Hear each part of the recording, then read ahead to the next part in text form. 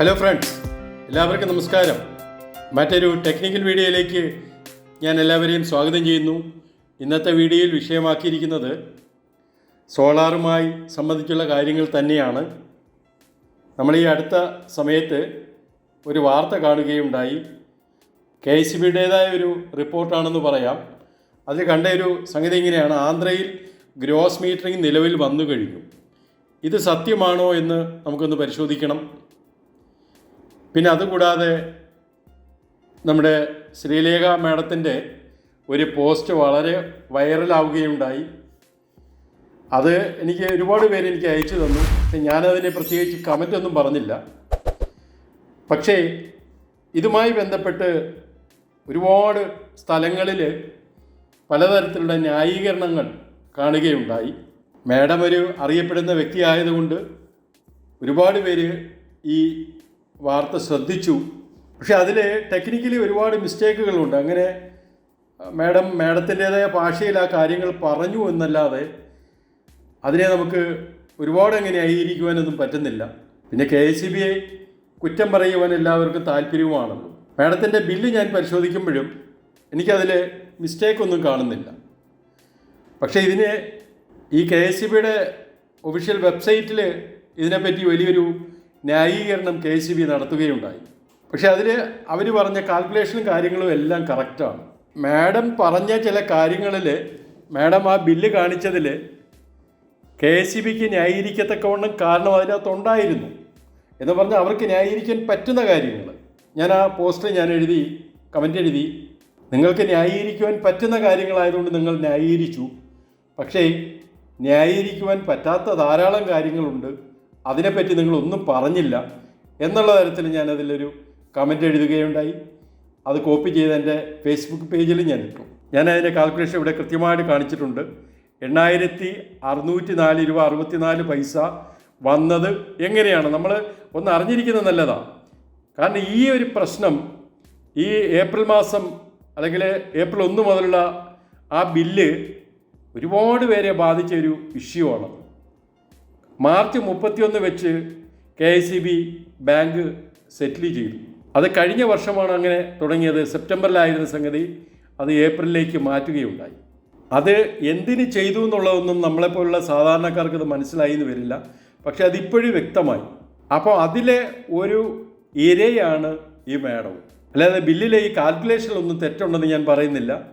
അതിൻ്റെ വിശദീകരണം ഇവിടെയുണ്ട്. പക്ഷേ എന്തുകൊണ്ട് മാഡത്തിന് ഈ വികാരം ഉണ്ടാകത്തക്കവണ്ണം കാര്യങ്ങൾ നടന്നു? കാരണം ഒരുപാട് പ്രശ്നങ്ങൾ സോളാർ സംബന്ധിച്ച് ഉണ്ട്. KECB അതനുസരിച്ച് പ്രോത്സാഹനം നൽകുന്നില്ല. അങ്ങനെ പലതരത്തിലുള്ള പ്രശ്നങ്ങളുണ്ട്.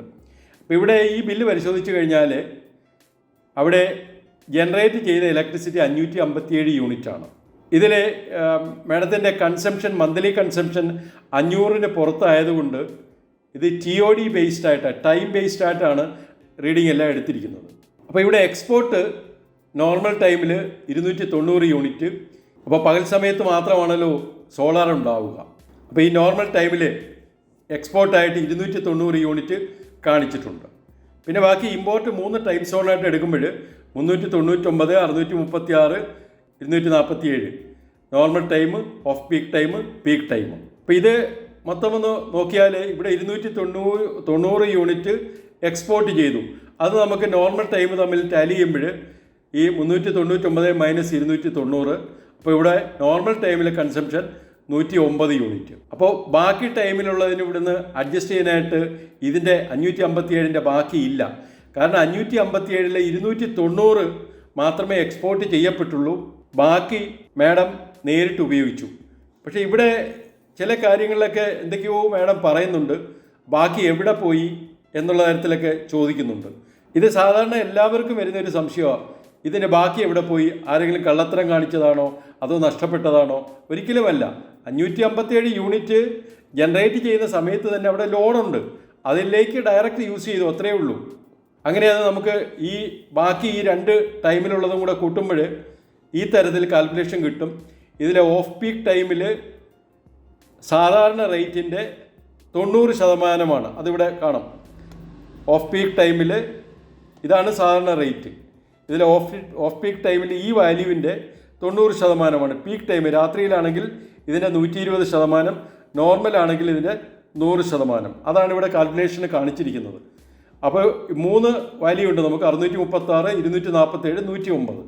ആ 109 ഇൻറ്റു റീഡിങ്, ഇവർക്ക് മൊത്തമായിട്ട് റീഡിങ് 500-ന് പുറത്ത് വരുന്നതുകൊണ്ട് 8.8 ആണ് എടുക്കുന്നത്. അപ്പോൾ 109 into 1, 247 into 1.2 means 120%, plus 636 into 90% into 8.8. ഇതെല്ലാം കൂടെ മൾട്ടിപ്ലൈ ചെയ്യുമ്പോൾ കറക്റ്റായിട്ട് ഈ വാല്യൂ കിട്ടും. ബാക്കിയുള്ളതിനെ പറ്റിയൊന്നും കൂടുതൽ ഞാൻ വിശദീകരിക്കുന്നില്ല. എൻ്റെ വീഡിയോസിലെല്ലാം ഇത് വിശദമായിട്ടുള്ള ഒരു വിഷയമാണ്. മാഡത്തിൻ്റെ മൊത്തം കൺസംഷൻ 1282 ഉണ്ട്. ഇത് കഴിഞ്ഞിട്ടുള്ളതാണ്. ഇത് അഡ്ജസ്റ്റ് ചെയ്ത് കഴിഞ്ഞിട്ടുള്ളതാണത്. അപ്പോൾ ഇത്രയും വലിയൊരു കൺസംഷൻ എങ്ങനെ വന്നു എന്നൊക്കെ മാഡം ഇതിനകത്ത് പറയുന്നതെന്നാണ് എനിക്ക് തോന്നുന്നത്. അത് നമ്മളല്ല മറുപടി പറയണ്ടേ. മാഡത്തിൻ്റെ വയറിങ്ങും കാര്യങ്ങളൊക്കെ ചെക്ക് ചെയ്യുക, അല്ലാതെ ആരും മോഷ്ടിച്ചുകൊണ്ട് പോവുകയോ അങ്ങനെയൊന്നും ആണെന്ന് ഞാൻ പറയില്ല. ഇവിടെ മാഡം പറയുന്നുണ്ട് റീഡിങ് എടുക്കുന്ന ഒരു പയ്യനാണ്, ഇതിലും കൂടാതെയാണ് മെഷീൻ തീരുമാനിക്കുന്നത്. ഈ 1300 യൂണിറ്റിൽ 16 രൂപ എത്ര യൂണിറ്റിന്, 8 രൂപ എത്ര യൂണിറ്റിന്, 5 രൂപ എത്ര യൂണിറ്റിന് എന്നൊക്കെ. എന്താണ് മാഡം ഉദ്ദേശിച്ചെന്ന് എനിക്കതത്ര വ്യക്തമാകുന്നില്ല. അപ്പോൾ മാഡത്തിൻ്റെ ഈ ഭാഷ കണ്ടാൽ അത്രയും ദേഷ്യത്തോടു കൂടി എഴുതിയതുപോലെ ഉണ്ട്. പക്ഷേ ആസാൻ ഇലക്ട്രിക്കൽ എഞ്ചിനീയർ എനിക്കിതിനെ കംപ്ലീറ്റ് ന്യായീകരിക്കുവാൻ പറ്റില്ല. ബില്ലിംഗ് എങ്ങനെയാണ്, പിന്നെ ഇതിന് ഇത്രയും വലിയൊരു എമൗണ്ട് വരാനുള്ള കാരണം ഞാൻ വ്യക്തമായിട്ട് പറയും. ആ സെറ്റിൽ ടൈം ഏപ്രിലിലേക്ക് മാറ്റിയതാണ് പ്രശ്നം. അതുകൊണ്ട് നമുക്ക് നഷ്ടമേ ഉള്ളൂ. സോളാർ സ്ഥാപിച്ചവർക്കത് നഷ്ടമേ ഉള്ളൂ. ഇനി നമുക്ക് ഈ ആന്ധ്രാപ്രദേശിൽ എന്താ സംഭവിച്ചെന്നൊന്ന് അറിയണം. നമ്മുടെ വാർത്ത ഞാൻ കാണിച്ചല്ലോ. ഈ വാർത്തയിൽ ഇങ്ങനൊരു സംഭവം ഉണ്ട്. അത് എന്താണ് അവിടെ നടന്നതെന്നൊന്ന് നമുക്കൊന്ന് പരിശോധിക്കണം. അവിടുത്തെ റെഗുലേഷൻ 2023 റെഗുലേഷൻ ഇറങ്ങുകയുണ്ടായി. ആ റെഗുലേഷൻ പരിശോധിച്ചാൽ ഒരു കാരണവശാലും സോളാർ സ്ഥാപിച്ചവന് ദുഃഖകരമായ ഒരു കാര്യവും അതിനകത്തുണ്ടെന്ന് ഞാൻ പറയില്ല. ഇവിടെ ഞാൻ ഇമ്പോർട്ടൻ്റ് കാര്യങ്ങൾ മാത്രമൊന്ന് കാണിച്ചു പോവുകയാണ്. ഇവിടെ SRTPVS solar roof top photo voltaic system, അത് റൂഫ് ടോപ്പിൽ സ്ഥാപിക്കുന്ന സോളാറിനെ ഉദ്ദേശിച്ചാണ് പറഞ്ഞിരിക്കുന്നത്. പിന്നെ ഇവിടെ 4.2-ൽ ഒരു കാര്യം പറയുന്നത്, the consumers are free to choose net metering or gross metering or net billing or net feeding option for the sale of power to discom. ഞാൻ ഈ റെഗുലേഷൻ്റെ ലിങ്ക് ഷെയർ ചെയ്തേക്കണം, ഞാൻ ഇതിൻ്റെ ഡിസ്ക്രിപ്ഷനിലിടാം. ഇവിടെ പറഞ്ഞിരിക്കുന്നത് ഇതിൽ ഏത് വേണമെങ്കിലും കൺസ്യൂമറിന് സെലക്ട് ചെയ്യാം, അല്ലെങ്കിൽ പ്രസ്യൂമറിന് സെലക്ട് ചെയ്യാം. അപ്പോൾ ഇവിടെ ഒരിക്കലും ഗ്രോസ് മീറ്ററിംഗ് അവിടെ നടപ്പാക്കി എന്നൊരർത്ഥം ഇതിനില്ല. ഇനി താഴോട്ട് പരിശോധിച്ച് കഴിഞ്ഞാൽ ഇൻഡിവിജ്വൽ നെറ്റ് മീറ്ററിംഗ് ആണെങ്കിൽ ഈ റേഞ്ചിലുള്ളതായിരിക്കണം, അങ്ങനെ ഓരോ കാറ്റഗറിയും തിരിച്ച് ഈ റേഞ്ചിലുള്ളതായിരിക്കണം എന്ന് പറയുന്നുണ്ട്. ഒരു കാരണവശാലും അവിടെ ഗ്രോസ് മീറ്ററിംഗ് നടപ്പാക്കി എന്നുള്ള ഒരു അർത്ഥം അവിടെ വരുന്നില്ല. പിന്നെ KEB എന്തടിസ്ഥാനത്തിലാണ് ഇത് പറയുന്നതെന്ന് എനിക്ക് മനസ്സിലാകുന്നില്ല. ഈ പേജ് ഞാൻ കാണിച്ചത് ഇവിടെ സിംഗിൾ ഫേസ് 3 kWp ഫിക്സ് ചെയ്തിരിക്കുകയാണ്. കേരളത്തിലാണെങ്കിൽ അത് 5 വരെയാണ്. ഇതുകൊണ്ട് ധാരാളം പ്രശ്നങ്ങൾ കേരളത്തിൽ ഉണ്ടാകുന്നുണ്ട്. അത് റെഗുലേറ്ററി കമ്മീഷനും KEBയും ഇതുപോലെ ഈ തരത്തിൽ ഈ സിംഗിൾ ഫേസ് സോളാറിനെ ഈ 5ലേക്ക് കൊണ്ടുപോകാതെ ആകുന്നതും അത് 3 എന്ന് പറഞ്ഞ വാല്യൂവിൽ ലിമിറ്റ് ചെയ്താൽ നല്ലതാണ്. മിക്കവാറും സിംഗിൾ ഫേസുകാർ 3 വരെ എടുക്കുന്നുള്ളൂ. പക്ഷേ 3ക്ക് മുകളിലേക്ക് വരുമ്പോൾ ആകുന്നത് അത് 3 ഫേസിലേക്ക് ആക്കണമെന്നൊരു റിക്വസ്റ്റ് ഉണ്ട്. കാരണം വളരെ അൺബാലൻസിങ്ങും ഓവർ വോൾട്ടേജും ഒക്കെ ഉണ്ടാകാൻ കാരണമാണത്. അപ്പോൾ അവരുടെ റെഗുലേഷനിൽ ഈ വന്ന റെഗുലേഷനിൽ ഇങ്ങനെ കണ്ടതുകൊണ്ട് ഞാനതൊന്നും അതിൻ്റെ ഇമ്പോർട്ടൻസ് ഒന്നും എടുത്ത് കാണിച്ചു എന്നേ ഉള്ളൂ. ഏത് മീറ്ററിംഗ് മെത്തേഡും ആ പ്രസ്യൂമറിന് സെലക്ട് ചെയ്യാം. ആ സെലക്ട് ചെയ്യുമ്പോൾ ഈ ഫീഡിംഗ് താരിഫ് പ്രകാരമായിരിക്കും അവരുടെ പേയ്മെൻറ്റ് കൊടുക്കുന്നത്. അപ്പോൾ ഇതിലൊരു പക്ഷേ നമ്മുടെ കേരളത്തിലുള്ളവർ ഇതിനെ ന്യായീകരിച്ചെന്ന് വരത്തില്ല.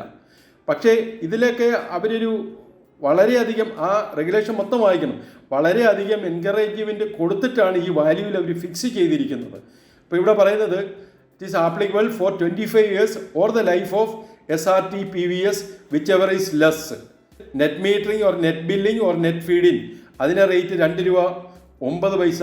നമുക്കിവിടെ ഇപ്പോൾ തൽക്കാലം നമുക്ക് 2 രൂപ 69 പൈസയുണ്ട്. പിന്നെ ഗ്രോസ് മീറ്റർ ആണെങ്കിൽ 3 രൂപ 13 പൈസ. നമുക്കറിയാം അത് എങ്ങനെയാണ് കാൽക്കുലേറ്റ് ചെയ്യുന്നതെന്നുള്ള രീതികളൊക്കെ ഞാൻ പലപ്പോഴും എക്സ്പ്ലെയിൻ ചെയ്തിട്ടുള്ളതാണ്. അപ്പോൾ ഈ 3 രൂപ 13 പൈസ എന്ന് പറയുമ്പം അവരുടെ താരിഫ് നമ്മളൊന്ന് കമ്പയർ ചെയ്യേണ്ട കാര്യം വരും. കാരണം നമ്മൾ ഇങ്ങോട്ട് എടുക്കുന്ന ഇലക്ട്രിസിറ്റിക്ക് എത്ര രൂപ വരും അത് നമ്മൾ നോക്കണമല്ലോ. ഇവിടെ ഈ ഫിക്സഡ് ചാർജ് നോക്കിക്കഴിഞ്ഞാൽ ഒരു KWന് 10 രൂപ. ഇപ്പോൾ എന്നെ സംബന്ധിച്ച് എനിക്ക് 8 KW ആണ് എൻ്റെ കണക്റ്റഡ് ലോഡ്. അതനുസരിച്ച് ഇത് 80 രൂപയേ വരുള്ളൂ. അത് കൂടി ഇപ്പോൾ നമ്മുടെ ഫിക്സഡ് ചാർജ് 260 രൂപ വരെ പോകുന്നുണ്ട്. അപ്പോൾ ഈ കാര്യത്തിൽ എനിക്ക് എപ്പോഴും ഒരു ഒബ്ജക്ഷനാണ്. കാരണം നമ്മുടെ മന്ത്ലി സ്ലാബ് വൈസായിട്ട് നമ്മുടെ ഫിക്സഡ് ചാർജ്, പ്രത്യേകിച്ച് ഡൊമസ്റ്റിക്കാരുടെ ഫിക്സഡ് ചാർജ് മാറ്റിയത് വലിയ തെറ്റ് തന്നെയാണ്. പിന്നെ ഈ വാല്യൂ ശ്രദ്ധിച്ചു കഴിഞ്ഞാൽ ആ ഒരു വേരിയേഷൻ നമുക്ക് നമ്മുടെ താരിഫുമായിട്ട് കമ്പയർ ചെയ്യുമ്പം ഈ ഭാഗത്ത് വരുമ്പം അല്പം കൂടുതലായിട്ട് വരുന്നുണ്ട്. അതായത് കൺസംഷൻ കൂടുതൽ വരുന്നവർക്ക് കൂടുതൽ റേറ്റ് അവിടെ വരുന്നുണ്ട്. അപ്പോൾ എങ്ങനെയായാലും ഞാൻ പറഞ്ഞതിൻ്റെ ഉദ്ദേശം, ഇവിടെ ഗ്രോസ് മീറ്ററിങ് വന്നാൽ 3 രൂപ 13 പൈസ, ഗ്രോസ് മീറ്ററിങ് HTയിലാണെങ്കിൽ 2 രൂപ 92 പൈസ, അത് 1500 വരെയുള്ള പ്ലാന്റുകൾക്ക്. എങ്ങനെയായാലും ഇങ്ങനെ അവരുടെ റേറ്റ് അവർ ഫിക്സ് ചെയ്ത് കൊടുത്തിട്ടുമുണ്ട്. അപ്പോൾ ഗ്രോസ് മീറ്ററിങ് നടപ്പാക്കി എന്ന് പറഞ്ഞൊരു തെറ്റിദ്ധാരണ ഇതിനകത്ത് KSB ഉണ്ടാക്കിയതായിട്ട് തോന്നി. അതുകൊണ്ടാണ് ഞാനിത് എടുത്തു കാണിച്ചത്. ഈ വാർത്ത വായിച്ചിട്ട് അങ്ങനെ ഒരു നിയമം അവിടെ വന്നു കഴിഞ്ഞു എന്ന് പറയുന്നത് ശരിയെന്ന് എനിക്ക് തോന്നുന്നില്ല. പക്ഷേ ഈ റെഗുലേഷൻ ഇപ്പോൾ പരസ്യമായിട്ട് എല്ലാവർക്കും കിട്ടിക്കാണും. അപ്പോൾ KSB അതിൻ്റേതായ ഒരു ന്യായീകരണം ഒരു പറഞ്ഞെന്ന് വരും, ഈ വാർത്ത അവരുടേതല്ല എന്നൊക്കെ പറഞ്ഞെന്ന് വരും.